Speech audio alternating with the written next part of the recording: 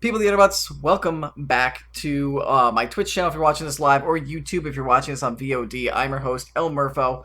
Of course, it's my channel, and this is my little wrap-up review of the PC gaming show that just happened today. Very long show. I think it's the longest show that we've had so far at E3 this week. I didn't have a chance to do a review for Microsoft, EA, or Bethesda because I had a niece's birthday party on Saturday. I had other stuff going on Sunday, but I'm going to do it with the PC gaming show today. And then later on, we got Ubisoft and Sony. And then also, hopefully, I'll also be able to get in Nintendo as well. But the PC gaming show came in at like an hour and 45 minutes, really long show. Started off not really that great. It started off with XCOM 2 expansion, which was cool. This new game BattleTech with mechs, which was cool, but like a lot of the first like 5 or 6 games that came out, almost half of them were real-time strategy games, which I'm not knocking real-time strategy games. They're cool, but real-time strategy doesn't really spark that mainstream excitement. So I would have tried to spread those games out, but it was almost like real-time strategy game, break, real-time, real-time, real-time. Like, it was just too much, and it kind of felt like it bogged down the show right at the start. And the show got off to a really slow start, and I was like, oh god, this is going to be a thing. But needless to say, the XCOM 2 stuff looked interesting. BattleTech is a real-time strategy game with mechs, looks cool. Also in that early going, Double Fine's coming out with this game called Ooblets, which looks really, really weird, where you plant these gardens and these little things called Ooblets come out and they follow you around your little village, and I think they fight other Ooblets, and it's weird. It looks like a Animal Crossing Farmville Pokemon simulator, sort of. Really weird. Then we had some other stuff for other real-time strategy games. We also saw that the PC gaming show is showing the trend of content creators, of getting content creators really involved with E3 and everything nowadays, as opposed to your traditional like game journalism hosts. We had OMG, it's Firefox as the co-host of the show, and she did a pretty good job. She wasn't really animated or anything, but she did show enthusiasm. She seemed like she handled herself really well. We also had a member of Team Solo Mid talk about one of the top collectible card games and its new expansion was coming out. Tefty Teft, who I'm a fan of, who live streams on Twitch regularly and does on Destiny. He's one of the hosts and creators and co-founders of the Destiny Community Podcast. He used to do Planet Destiny. He has his own YouTube channel where he does Destiny videos. He came out to talk Destiny 2, and I was really all hyped about Destiny 2 because they were talking about D2 on the PC and what it could do with Intel stuff. And all they really came out with was, yeah, it's going to be optimized so you can use and utilize all of your cores to get the max amount of FPS and max amount of frames you can with Destiny 2, which is kind of cool, but like I was expecting some cool announcements.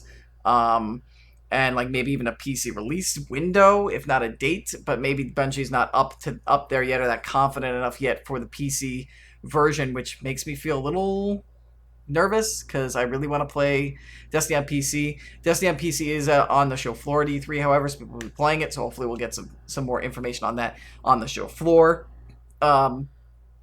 Then we transitioned into a bunch of different stuff. We went into PlayerUnknown himself came out to talk about PUBG, PlayerUnknown's Battlegrounds, and he made some announcements. We knew that there was one map coming out, but it turns out there's two.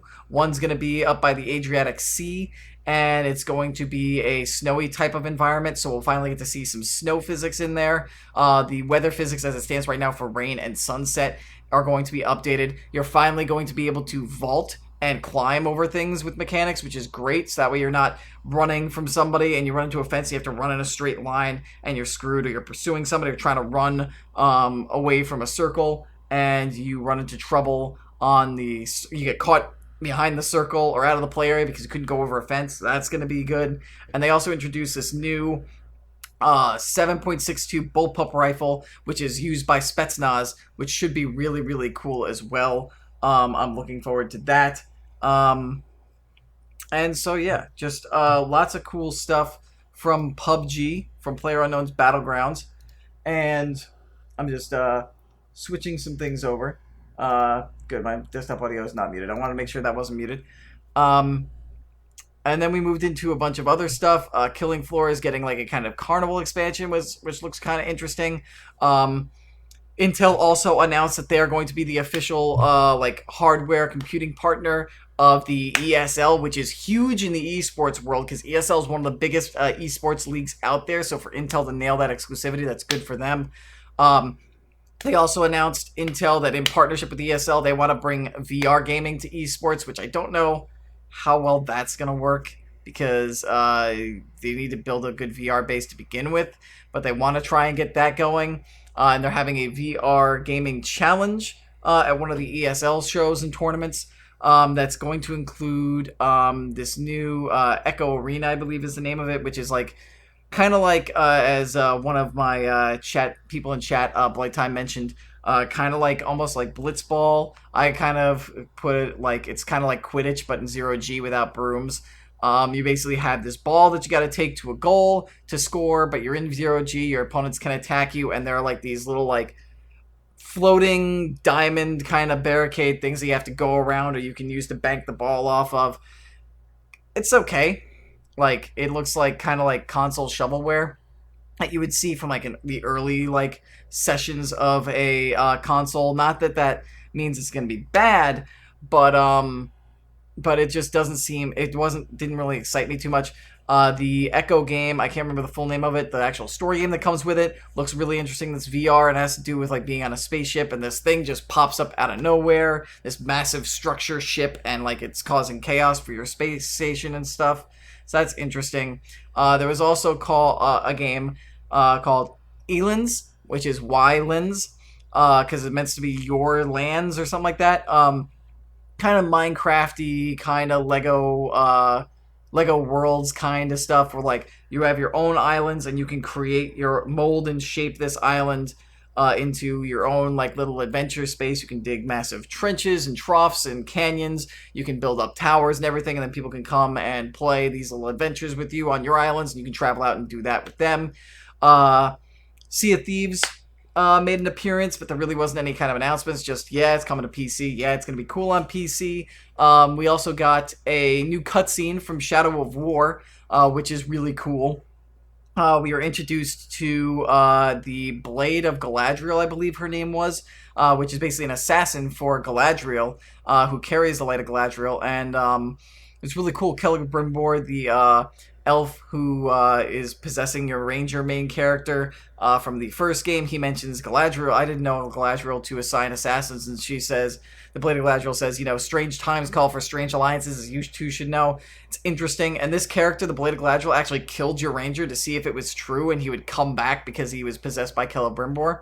So she's a very interesting character. You form like a kind of uneasy, sort of tense alliance with her to try and help save one of the cities that has been taken by the Dark Lord and the forces of Mordor, along with a Palantir there. So really interesting, cool thing there. Then we got a couple other like tiny little indie games that look cool.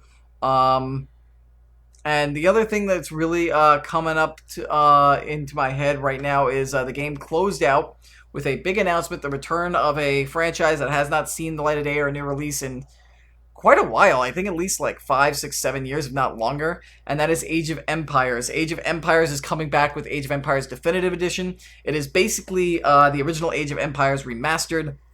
It's getting updated into full-on 4K Ultra HD, so it's getting a graphical upgrade. The entire soundtrack has been re-recorded with an orchestra, so the sound's been updated. And also the UI has been updated to include things like idolize the villagers, group units together, and give commands to groups of units, which wasn't available in the first Age of Empires. So some mechanics and stuff have been upgraded and more modernized to reflect where real-time strategy games are in this day and age. And they also revealed that there will be a new, more Age of Empires information at Gamescom. There's going to be an Age of Empires party there. Maybe we see the reveal or the announcement of Age of Empires 4. Or maybe it's just more information on the Age of Empires Definitive Edition. Maybe Age of Empires 2 and 3 are going to be included in the Definitive Edition. And maybe if this sells well, it means we might actually finally get an Age of Empires 4, which would be really cool, because I was not great at Age of Empires, but I loved it. I played it way back in the day with my brother, my friends. I had a blast playing it, and I'd love to see it return. And one last thing before I close out. One of the other real-time strategy games that was unveiled was Total War Warhammer 2, which looked interesting. They just showed a quick cutscene of like a battle between the Lizardmen and the High Elves. But Warhammer's not my thing, so I was completely out of it. I really didn't feel like really all that engaged by it or whatnot, but it was still interesting and cool to see it. And yeah, that was pretty much it. There was some games on the side that were introduced. There was also this RPG Maker type game um, where you create, I believe it was called War Story or something like that. Warframe, not Warframe. Warframe's another game.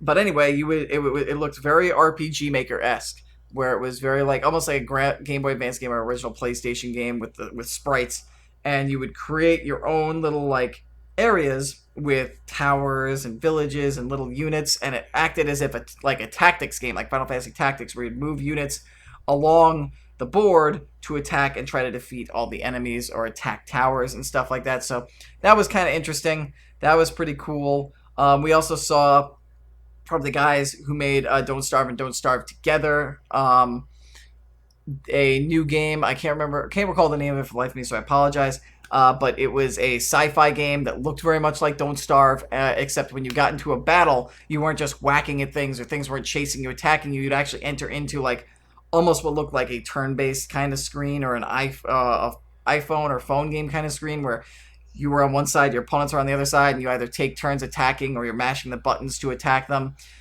So very interesting. It looks like you can gather a party as you play. You can raid places and gather loot. And also, if you lose your battles, your characters might end up in a prison or a jail, and you might have to bail them out. So very interesting. Looking forward to seeing what that is. Don't Starve was a unique game, not something that I really got super into, but a lot of people I know really enjoyed it. And now that it has this kind of sci-fi twist, and the battling isn't so much things attacking you like as you're running around, and it's not so much about survival, because I'm not great with survival games, but it's more of an adventure type game.